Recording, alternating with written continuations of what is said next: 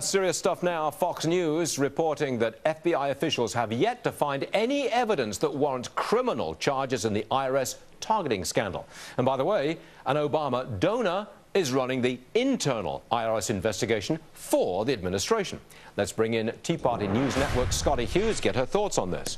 Seems to me that the president is pejorative, but I'm going to say he's going to get away with it. He is going to get away with it, obviously. All you have to do is turn on Fox News or Fox Business, and you can see lots of evidence of where he should be guilty for targeting conservative groups. You show stories every single day of it. But it's never been proven that it went right up to the Oval Office and the president said, do this, do that. Never been proven. Of course it's not. And I think that's the problem with all of it. Is any of these scandals that have plagued the Obama administration ever been proven? Of course not. Always lands one step below or several steps below, like we saw with the IRS targeting in an office in Cincinnati. But now you're looking at Eric Holder saying, fine, we'll open up an investigation, Department of Justice, we'll put one of our own trial attorneys, Ms. Barbara Bostelman, on it, but don't think that you're going to violate her rights because she donated to the Obama campaign and get her taken off because she gave around $6,750 to That's the Obama a flat-out conflict of interest. You give money to the president and then you handle the investigation of the president's actions and the IRS actions in the scandal.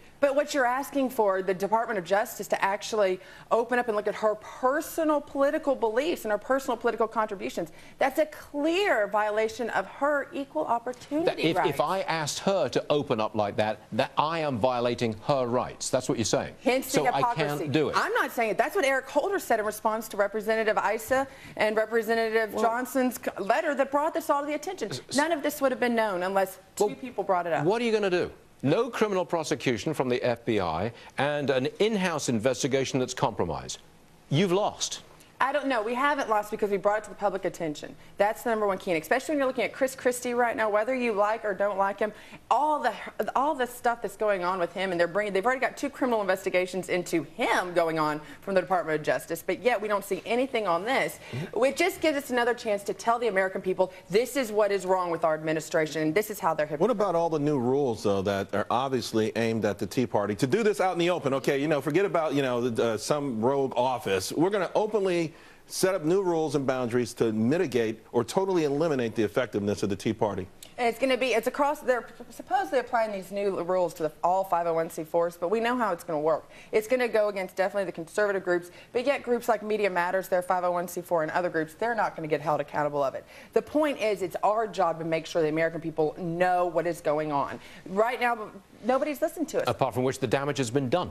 It hasn't done. The damage was done in the presidential election of 2012. You were intimidated. We were intimidated. We were definitely not allowed to do everything we were supposed to. We spent most of our times, our attorneys spent their times having to deal with this instead of working on other issues that we needed them in the local areas. That's true. They did win on one hand, but in the end, the American people and the American spirit always win. We shall see. Scotty Hughes, thank you very much indeed for being here. Appreciate it. Thank you very much, Stuart. I had to do a double take when I saw this. The government spending $175 million, taxpayer dollars, on what I will call male enhancement devices. You cannot make this up. $175 million. Full story in a moment.